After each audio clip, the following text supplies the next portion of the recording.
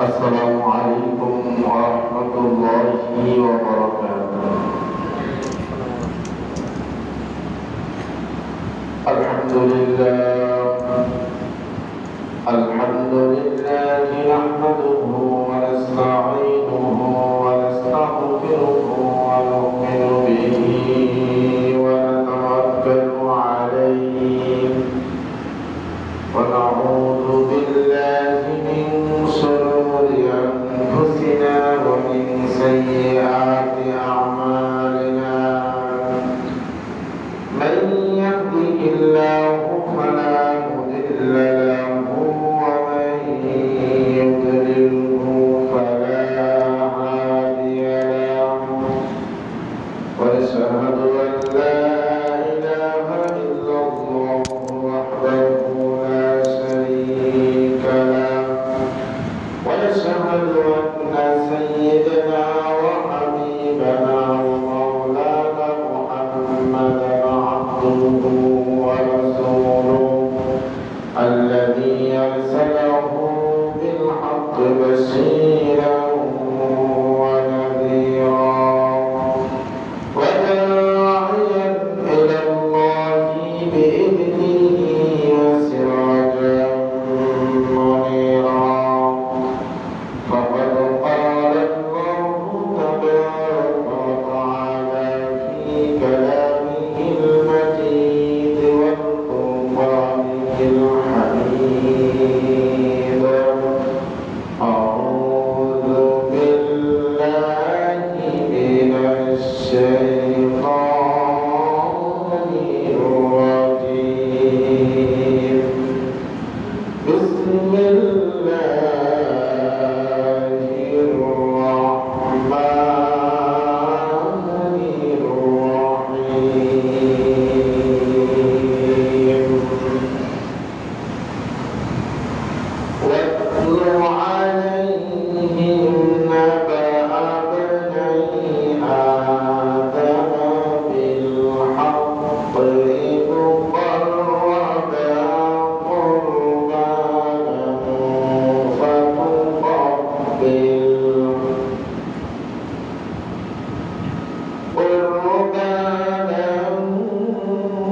فتقبل من أحدهما ولم يتقبل من الآخر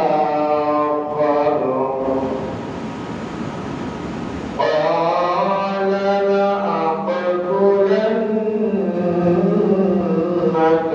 قال إنما يتقبل الله من المتقين.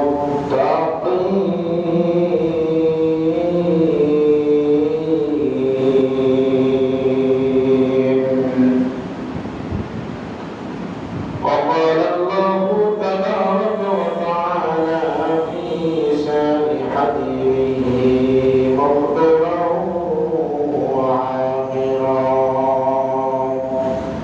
إن الله وملائكته يصلون على النبي يا أيها الذين آمنوا صلوا عليه وسلموا تسليما. اللهم سيدنا مولانا محمد وعلى آل سيدنا حبيبنا محمد بلغ العلا بكماله كشف الدجى بجماله حسنت جميع خصاله. صلوا عليه وآله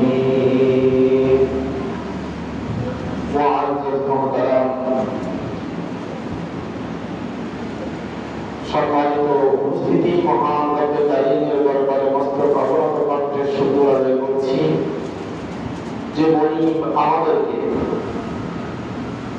জমা নামাজ আদায়ের উদ্দেশ্যে আদায়ের পরপরই মসজিদে হাজির হয়ে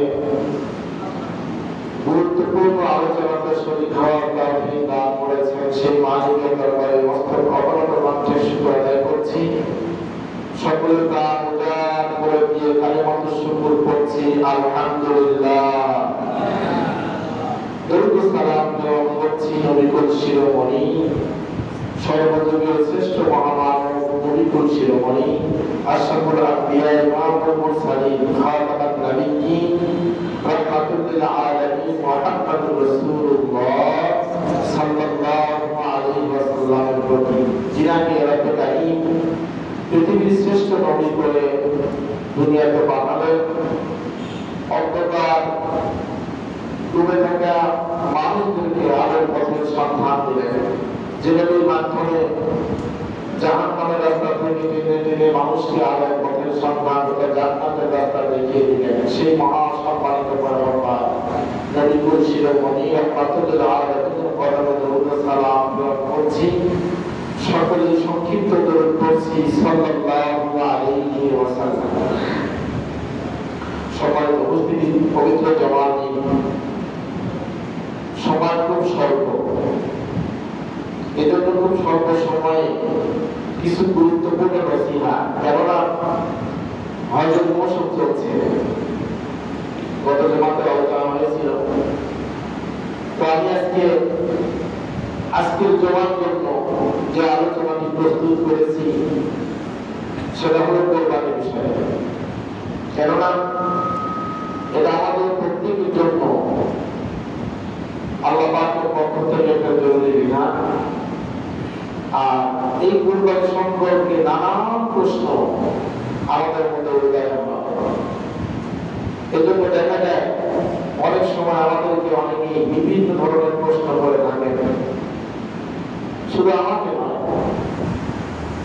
ইসলাম সম্পর্কে যারা জ্ঞাত, কোরআন হাদিস সম্পর্কে যারা জ্ঞাত, তাদের কাছে সাধারণ আম মানুষ যারা আমরা আছি অনেকে এরকম প্রশ্ন করে থাকি জানার জন্য।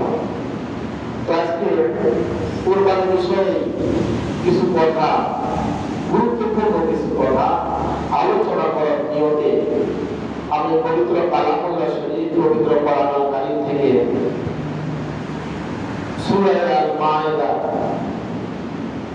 27 নম্বর আয়াত আমি তেলাওয়াত করেছি। আল্লাহ পাকের তৌফিক এনায়েত করেন, এই আয়াতে কারিমার উপর ভিত্তি করে কুরবানি সম্পর্কে কিছু সংক্ষিপ্ত কথা আলোচনা করার চেষ্টা করছি। আল্লাহ পাক আমাদের প্রত্যেককে আমলের নিয়তে শ্রবণ করার তৌফিক দান করেন, সকলে বলছি আমিন।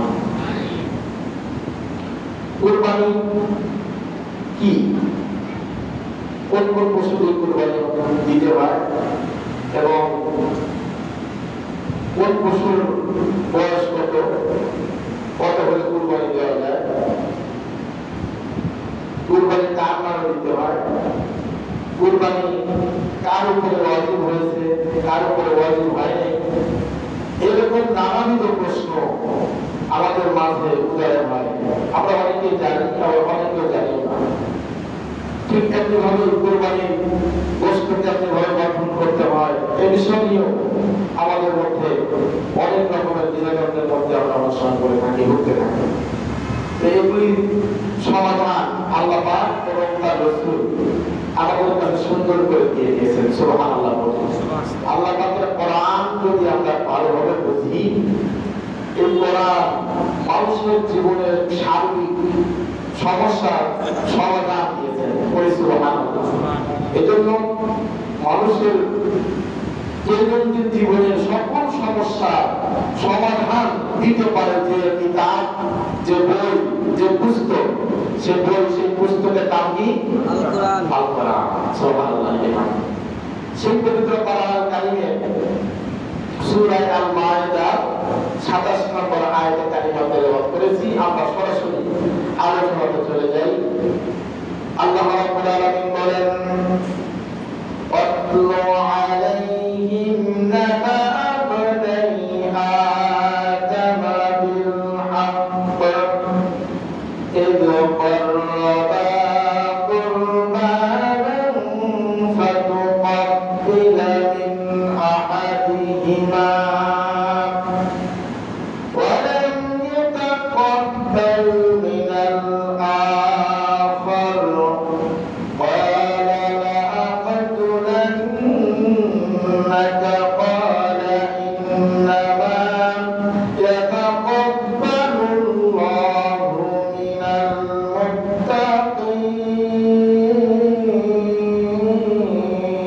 المتقين الله رب العالمين তার হাবিব জনাব মুহাম্মদ রাসূলুল্লাহ সাল্লাল্লাহু আলাইহি ওয়াসাল্লামকে ডাকতে বলছেন নবী আপনি আপনার উম্মতের মাঝে এই মেসেজটুকু দিয়ে দেন এই সংবাদটুকু দিয়ে দেন কোন সংবাদ আদম আলাইহিস সালামের দুইটা সন্তানের সংবাদটা কি আমাদের জানা দরকার আছে না নাই আল্লাহর নবীকে যে আল্লাহ পাক রব্বুল আলামিন তার উম্মতকে জানানোর জন্য আল্লাহ নির্দেশ করেছেন যে তার দুই সন্তানের ঘটনাগুলি আপনি উম্মতের মাঝে জানায় দেন তাদের দুই সন্তানকে আমি কোরবানি দিতে বলেছিলাম আদম আলাইহিস সালামের দুই সন্তানই কোরবানি দিয়েছিল একজনের আল্লাহ পাক কবুল করেছেন আর একজনের কবুল করে নাই আদম আলাইহিস সালামের দুই সন্তান হাবিল এবং কাবিল এদের দুইজনকে কোরবানি করার জন্য নির্দেশ দেওয়া হলো তার কোরবানি করলো দুইজনে দুইটা কোরবানি একজনের কোরবানি কবুল হয়ে গেল আর একটা হয় নাই যারটা কবুল হয় নাই সে বলল আমি তোমাকে হত্যা করব যারটা কবুল হয়েছে তাকে বলল আমি তোমাকে হত্যা করব যারটা কবুল হয়ে গেছে সে বলল আল্লাহ রাব্বুল আলামিন একমাত্র মুত্তাকি বান্দাদের কুরবানি কবুল করে থাকেন বলুন সুবহানাল্লাহ এটা হলো সরল তরজমা এই আয়াতের কারিমার অর্থ এবার একটু ব্যাখ্যায় চলে যাই আমরা জেনে থাকবো পৃথিবীর প্রথম মানুষ বা প্রথম নবী নাম কি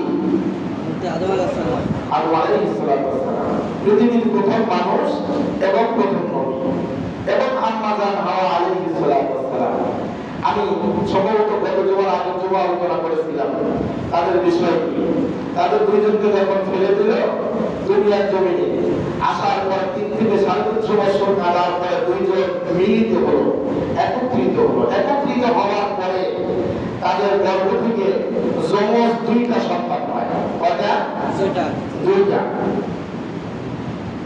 একটা ছেলে আর একটা মেয়ে আদম আলাইহিস সালামের প্রথম সন্তান যেটা সেটার নাম ছিল হাবিল নাম কি হাবিল এবং পরে যে সন্তানটা হয় সেই ছেলের নাম ছিল কাবিল হাবিল এবং কাবিল এই জায়গায় আমরা অনেকে এরকম আমাদের মধ্যে ভুল ধারণা আছে যে হাবিল আর কাবিল দুইজন জনক আসলে কিন্তু জনক না হাবিল এবং কাবিল দুইজন দুইবার জন্মগ্রহণ করে তবে এটা সত্য আদম আলাইহিস সালামের সন্তান জোড়ায় হতো দুইটা করে জন্মগ্রহণ করতে বাচ্চা তার মধ্যে একটা হলো ছেলে আরেকটা হলো মেয়ে প্রথম হাবিলের সঙ্গে তার আরেকটা বোনের জন্মগ্রহণ করে হাবিলের এবং তার আরেকটা বোন এটা হলো প্রথমবার আর দ্বিতীয়বার কাবিল এবং তার আরেকটা বোন দুইজন জন্মগ্রহণ করে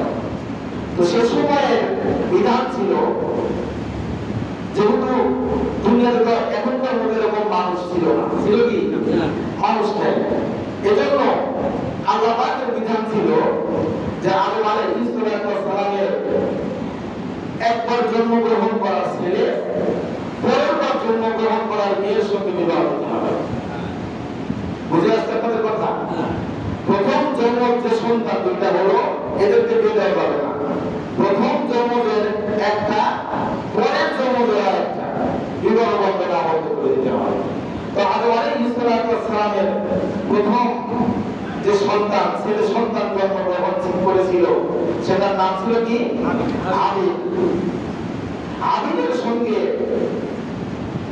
যে মেয়েটা জন্মগ্রহণ করে তার চেহারা দেখতে ছিল কুৎসিত কালো আর কাবিলের সঙ্গে যমজ যে বোনটা জন্মগ্রহণ করে তার চেহারা ছিল সুন্দর। এখন তারা যখন যৌবনে পদার্পণ করলো, যৌবনে পদার্পণ করার পরে আদম আলাইহিস সালাম দুই সন্তানকে ডাকলেন, ডাকার পরে বললেন, তোমরা যেহেতু যুবক হয়ে গেছো, তোমাদের দুইজনকে বিবাহ দিতে হবে। অতএব আল্লাহর বিধান অনুযায়ী হাবিলের সঙ্গে যে মেয়ে জন্মগ্রহণ করেছে তার বিয়ে দিতে হবে কাবিলের সাথে, আর কাবিলের সঙ্গে যে মেয়ে জন্মগ্রহণ করেছে তার বিয়ে হবে হাবিলের সাথে। অর্থাৎ দুই জোড়া, এই জোড়ার ছেলে অপর জোড়ার মেয়ে। বুঝে আসছে কথা বলি? আর হাবিলের সঙ্গে যে বোন জন্মগ্রহণ করেছিল চেহারা ছিল কালো, আর কাবিলের সঙ্গে যে বোন জন্মগ্রহণ করে তার চেহারা ছিল সুন্দর। এবার আদম আলাইহিস সালাম যখন তাদের বিবাহের প্রস্তাব দেন, প্রস্তাব দেওয়ার পরে কাবিল বলছে যে আমি হাবিলের সঙ্গে জন্মগ্রহণ করা যমজ বোন কালো কুচ্ছিত আমি তাকে বিবাহ করবো না। বর্তমানে আমাদের মধ্যে যে রীতিনীতি আছে নাকি নাই, কালো নির্ণয় করতে চাই না, এটা কিন্তু আজকে প্রথম না, আজ শুরু না, এটা ওই প্রথম থেকে শুরু হয়ে আসছে। তো আদম আলাইহিস সালামের দ্বিতীয় সন্তান কাবিলকে যখন বিবাহের প্রস্তাব দেওয়া হয় তখন সে বলল, হাবিলের সঙ্গে জন্মগ্রহণ করা কালো বোনকে আমি বিয়ে করবো না। অতএব আমার সঙ্গে যে বোন জন্মগ্রহণ করেছে যমজ, চেহারা সুন্দর, আমি তাকে বিবাহ করবো। হযরত আদম আলাইহিস সালাম বললেন, এটা আল্লাহ পাকের বিধান না, এটা কখনো সম্ভব নয়, এটা করা যাবে না। আল্লাহর বিধান যেটা সেটা করতে হবে। রাসূল বান্দা হয়ে গেলেন, কিছুতেই আদম আলাইহিস সালামের দ্বিতীয় পুত্র কাবিল এটা মেনে নিতে পারল না। যখন এরকম অবস্থার সম্মুখীন হয়ে গেলেন, সাইয়েদনা আদম আলাইহিস সালাম ডাক দিয়ে বললেন, তোমাদের উপরে আল্লাহ পাক তাবারক ওয়া তাআলার আরেকটা নির্দেশ এসেছে, তোমাদেরকে এখন কুরবানি করা লাগবে। তোমাদের দুইজনকে কুরবানি করতে হবে।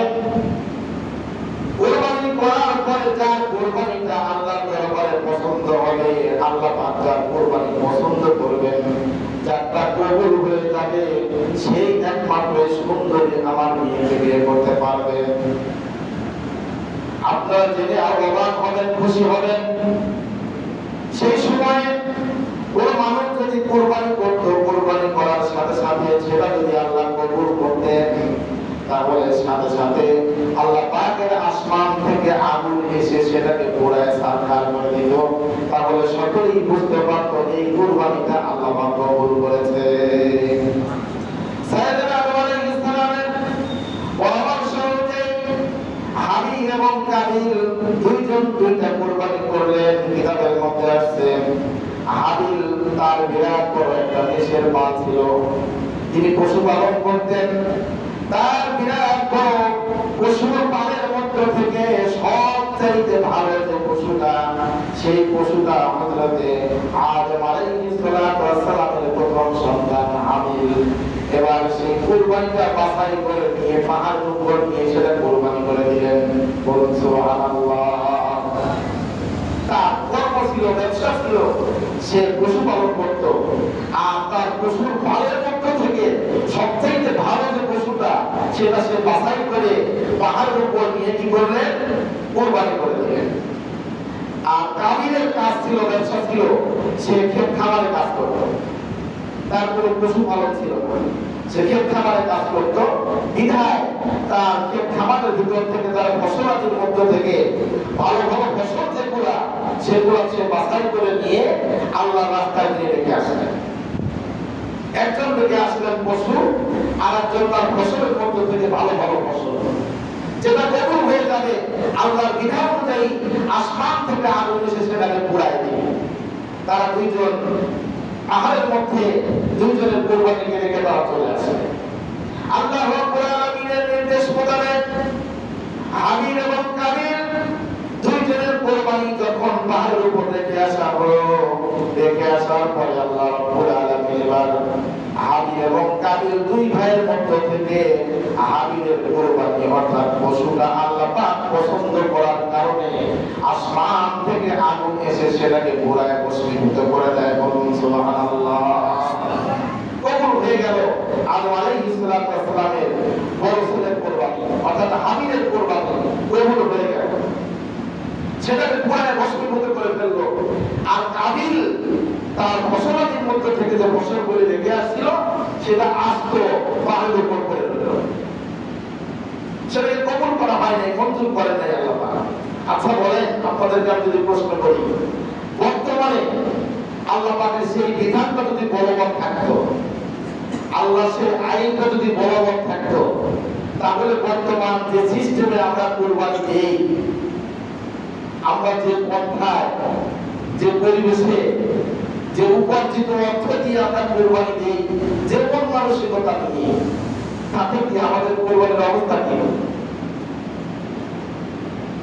চিন্তা করা যায়? তাহলে আমরা সকলেই বুঝতাম জনক আলী সাহেব কুরবানি দিয়েছে, কুরবানি কবুল হয় নাই, বলে রয়েছে।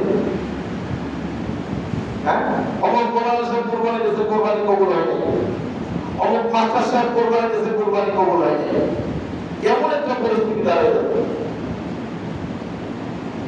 সম্মানিত উপস্থিতি, সাইয়েদনা আদম আলাইহিস সালামের পরস্পরের কুরবানি যখন কবুল হয়ে যায়, কবুল হওয়ার পরে এবার তার ছোট ছেলে কাবিল বলছে, আমি তোমাকে হত্যা করব। যেহেতু তার কুরবানি কবুল হয় নাই, মাথা গরম হওয়ার কারণে বলছে, তোমাকে আমি হত্যা করব। কেননা কুরবানি কবুল হয় নাই, সুন্দরী বউ পাওয়া যাবে না, অতএব তোমাকে আমি হত্যা করব। কাবিল যখন কথা বলছেন, বলার পরে এবার হাবিল ডাক দিয়ে বলছেন, নিশ্চয় আল্লাহ রাব্বুল আলামিন মুত্তাকি বান্দা যারা, পরহেজগার বান্দা যারা, ধৈর্যশীল বান্দা যারা, তাদের কুরবানি আল্লাহ পাক কবুল করে থাকে। বলুন সুবহানাল্লাহ।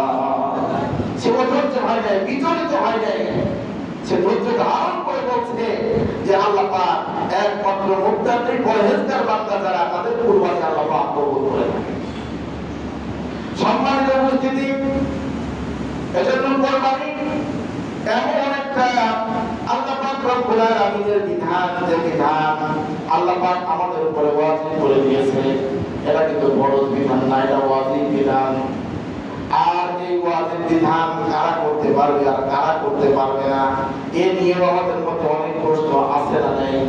অনেক প্রশ্ন আছে। কাকে কাকে কুরবানি করতে হবে, কার উপর কুরবানি ওয়াজিব হয়েছে আর কার উপর হয় নাই, এ নিয়ে অনেক প্রশ্ন আমাদের মধ্যে। সম্মানিত উপস্থিতি, কুরবানি ওই সকল মানুষের উপর ওয়াজিব, গভীর মনোযোগ দিয়ে শুনবেন। কুরবানি ওই সকল মানুষের উপর ওয়াজিব যাদের ভরণ পোষণ, খাওয়া দাওয়ার পরে ভরণ পোষণ, দৈনন্দিন জীবনের চাহিদা পূরণ করার পরে অবশিষ্ট এই জিলহজ মাসের 10, 11 এবং 12 দিন, বলেন জিলহজ মাসের 10, 11 এবং 12 এই 3টা দিন দৈনন্দিন জীবনের সকল চাহিদা পূর্ণ করার পরে, এই 3টা দিন যদি কারো কাছে এরকম পরিমাণ সম্পদ থাকে যে একটা কুরবানি কেনা যাবে, সহজ কথায় একটা কুরবানি কেনা যাবে নিজেদের চাহিদা পূরণ করার পরে, আল্লাহ রাব্বুল আলামিন নবী বলেন তার উপরে আল্লাহ পাক কুরবানিকে ওয়াজিব করে দিয়েছে। বলুন সুবহানাল্লাহ। এবার হিসাব তো আমার করে দেওয়া সম্ভব না। আপনারা বাড়িতে গিয়ে সুন্দর করে হিসাব মিলাবেন, কার কার উপর কুরবানি ওয়াজিব হয়েছে আর কার কার উপর হয়নি। হিসাব করতে পারবেন না? সকল চাহিদা, সংসারের সকল চাহিদা পূর্ণ করার পরে জিলহজ মাসের 10, 11 এবং 12 তারিখ এই 3টা দিন কুরবানি দেওয়ার মতো সামর্থ্য থাকলে তার উপর আছে। যদি এই সামর্থ্য না থাকে তাহলে তার উপর কুরবানি ওয়াজিব না। অনেকে আজকে আমরা যে কুরবানি ওয়াজিব হয় নাই, এরপরে দেখা যায় অনেকে একটু কষ্ট করে হলেও কুরবানি দেয়, আছে না এরকম? অনেকে আছে, তার উপরে কিন্তু কুরবানি ওয়াজিব না, দিতে হবে কোনো বাধ্যবাধকতা নাই, তারপরেও সে কুরবানি কেনে, কুরবানি দেওয়ার জন্য সে ইচ্ছে পোষণ করে, কুরবানি দেয়, ভালো, আলহামদুলিল্লাহ। তবে এদের ক্ষেত্রে একটা সুন্দর মাসালা, একটু কানটা খারাপ করে শোনেন, মাসালাটা আল্লাহ পাকের সলিউশন কত সুন্দর।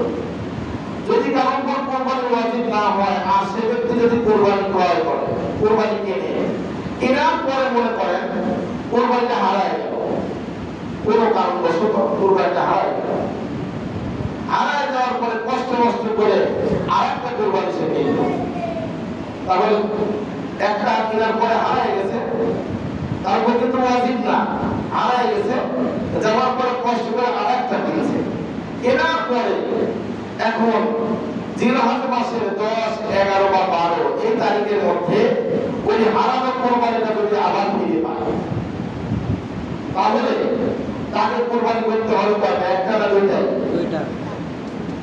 দুইটাই করতে হবে, দুইটাই করা লাগবে, দুইটাই করতে হবে কুরবানি। কেননা আল্লাহ পাক তো তার উপরে নিয়ম চাপায় দেয় না, আল্লাহ পাক হুকুম চাপায় দিয়েছে, চাপায় দেয়, ওই নিজে চাপায় দিয়েছে।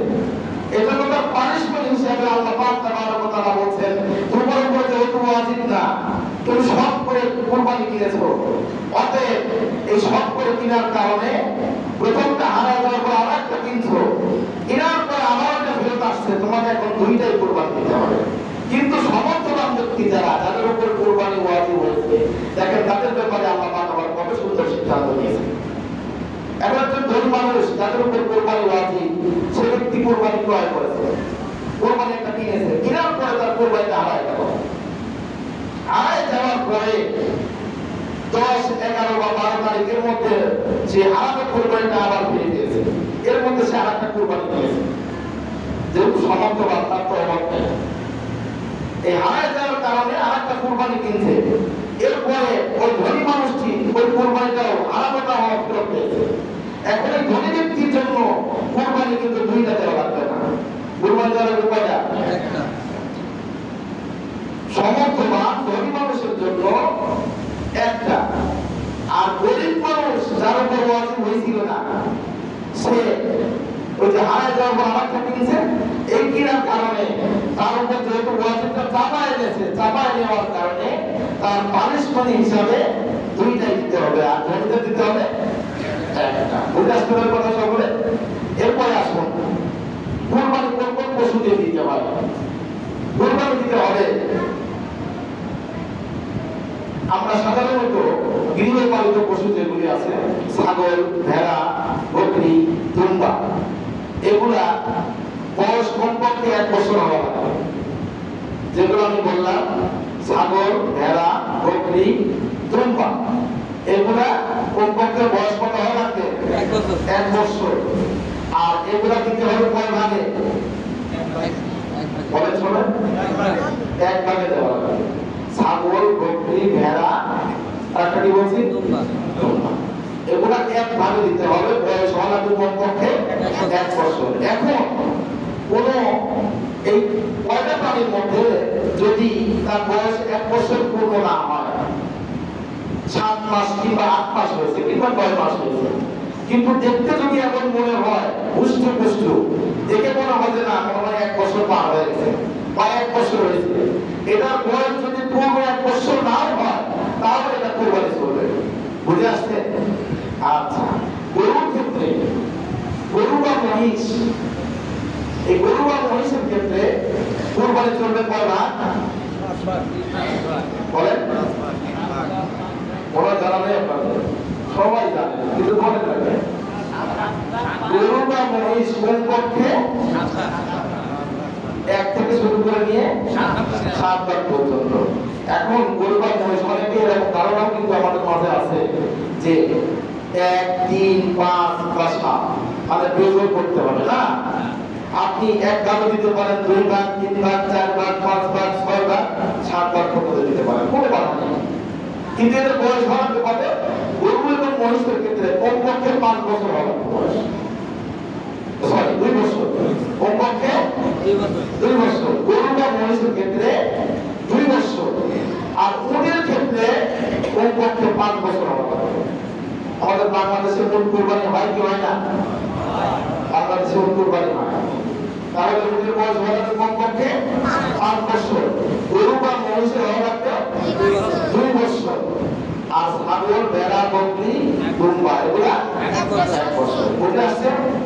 আচ্ছা, এই গোশতগুলো ভাগ করার ক্ষেত্রে অনেক দ্বিধা।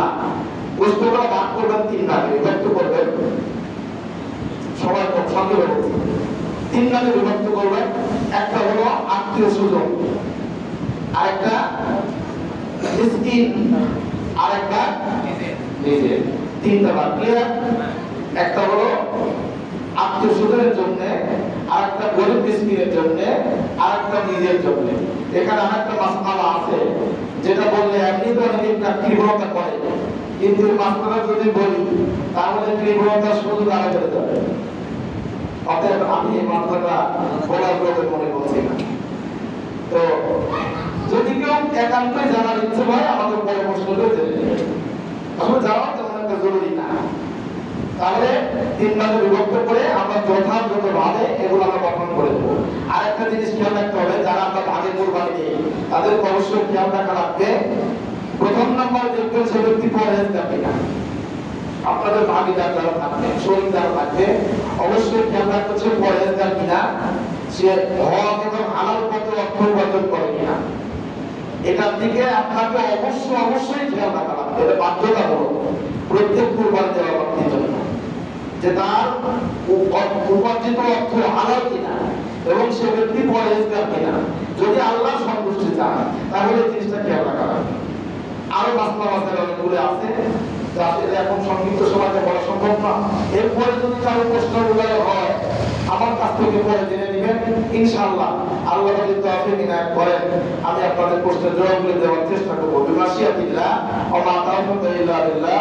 আসসালামু আলাইকুম ওয়া রাহমাতুল্লাহি ওয়া বারাকাতুহু।